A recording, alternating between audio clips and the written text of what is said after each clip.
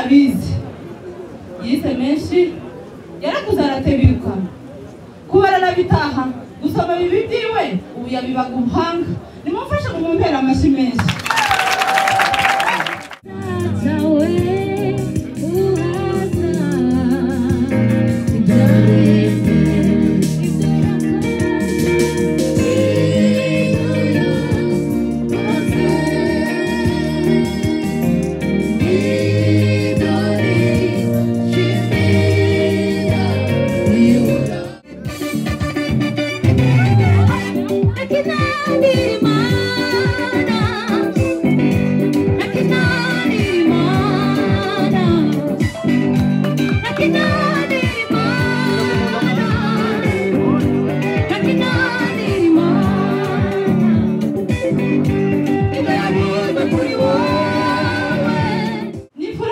Makire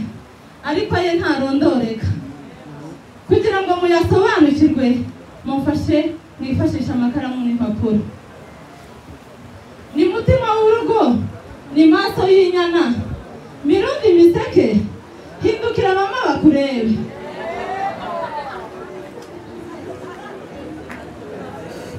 ni mutima w'urugo rero ni witonze ngira ngo mwabibonye mu ntambuko Muhondago we warakoze kuturerera urakabeho urakarame uragahora mwana uragahora mutakuruhi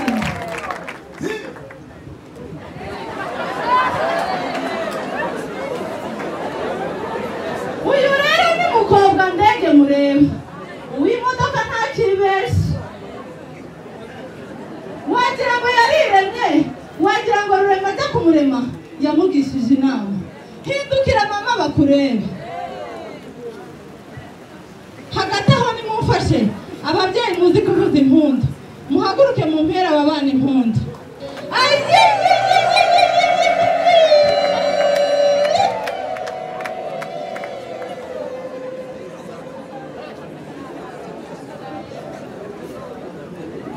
byishimo rero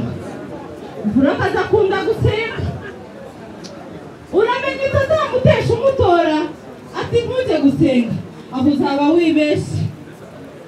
urakabeho mama ubwo butwari uzabuhorane icyo nicyo nagukumbiraga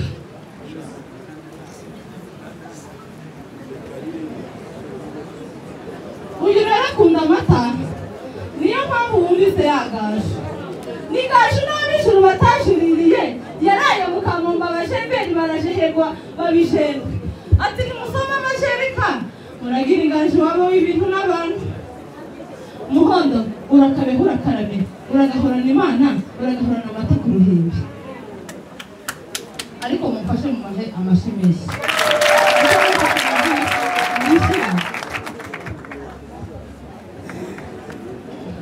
uyu rero niyabizi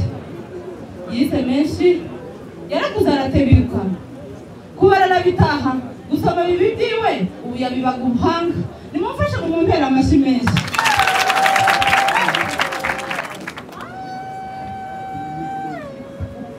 ni mutasi yakuranye umuteto n'umutozo w'amata bituma akura atazi kurumanga reka nigire kwa Ntwari maze nkubwire uyu mwana wacu ntiyigeze arumanga yakuriye kuri uwo muteto n'umutozo w'amata bituma akura atazi kurumanga nubona atariye nta mata ntuzibaze byinshi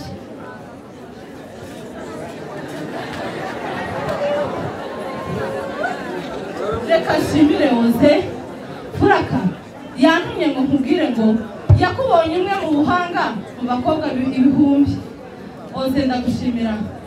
ndagushimira cyane ko wadutoranyije umwana urakabeho nawe urakarame uragahorana amata ku ruhimbi uragahora umukunda nawe akagukunda